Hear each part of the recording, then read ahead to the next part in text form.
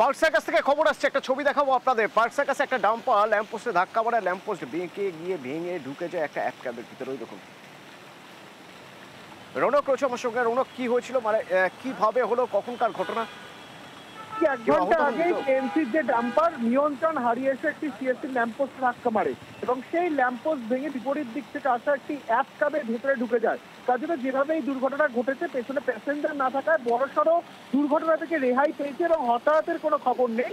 যেটা জানা যাচ্ছে, টায়ার বাস করে এই বিপত্তি ঠিক 4 নম্বর ব্রিজ থেকে সায়েন্স সিটিগামী যে রাস্তা, সেই সায়েন্স সিটিগামী রাস্তাতেই নিয়ন্ত্রণ হারিয়েছে।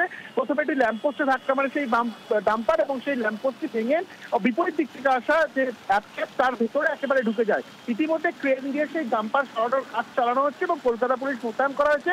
রাস্তার যান চলাচল ইতিমধ্যে নিয়ন্ত্রণ করা হচ্ছে। ধন্যবাদ। ট্রাকটার টায়ার বাস্ট হয়েছে, ও এসে মেরেছে এই ল্যাম্পপোস্টটাতে, উঠে ল্যাম্পপোস্টটা আমার উপরে পড়েছে, ল্যাম্পপোস্টটা ফেটে ঢুকে গেছে পুরো ভেতরে। এটাতে কোনো আপনার সবারই ছিল? না, ছিল না, কেউ ছিল না। একা ছিলেন? একাই ছিলাম। না, আমার কিছু হয়নি, আমি সেফ আছি।